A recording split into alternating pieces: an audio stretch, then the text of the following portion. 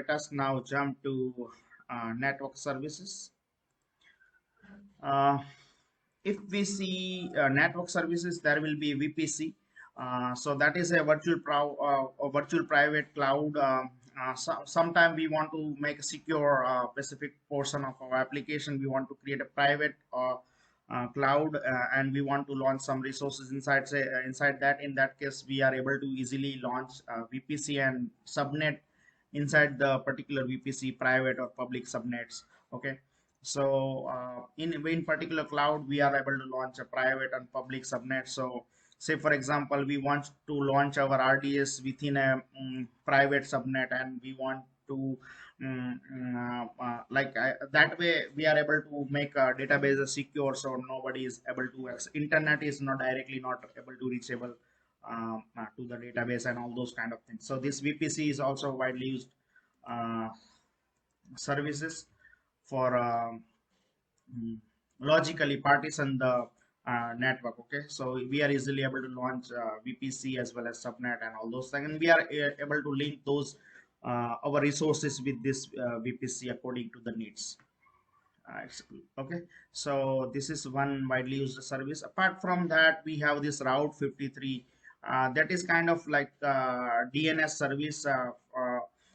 That is for like we want to this Route 53 is for just launching like we are able to use it for a DNS mapping purpose. Okay, so whenever we are launching any different resources and any different endpoints, we are by launching hosted zone within a Route 53, we are easily able to map our domain with the our resources, like say for example, we have CloudFront or any S3 or any resources, and we want to link that so that we are easily able to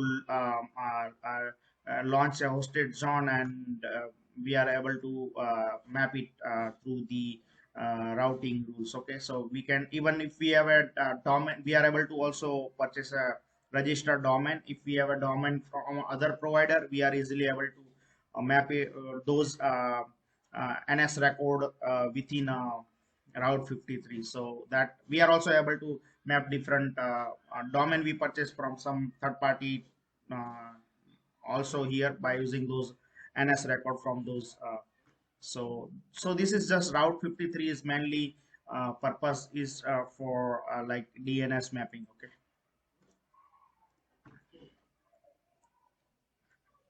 So this is a one another network service widely used. Apart from that, we have this CloudFront. So this CloudFront is also widely used service, a network service. So network and content delivery. So mainly this global content delivery service. This service mainly used for Amazon CloudFront is a CDN service, means content delivery service, that is mainly used for low latency data delivery. Like CloudFront generally used for, say for example, we have a heavy S3 file, we have a very big size video or images, and we want to deliver it quickly on any location. And then in that case, we say for example, we have that image or video hosted on some particular location, and we in India, and we want to get access those particular big video or big images in that's in the USA location. So it will take a time. So in that case, this CDN play a major services play a major role. So CDN services in that case will used to reduce the latency, and it will do the caching at each level.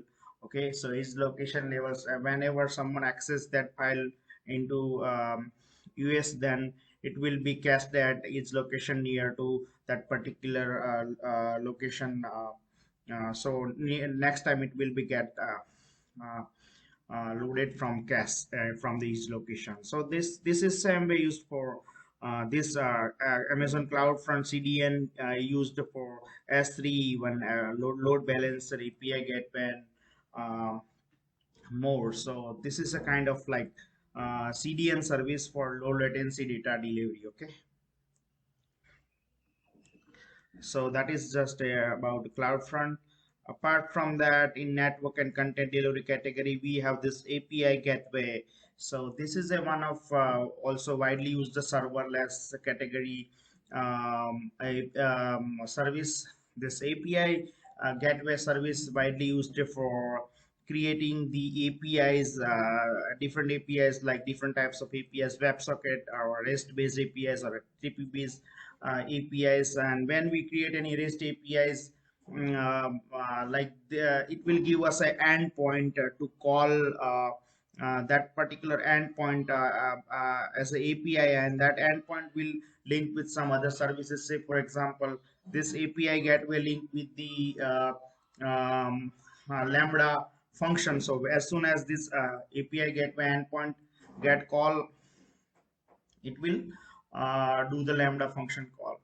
Okay, so if say for example, let me quickly create one endpoint. Say I'm creating a REST type API. Okay, and regional and um,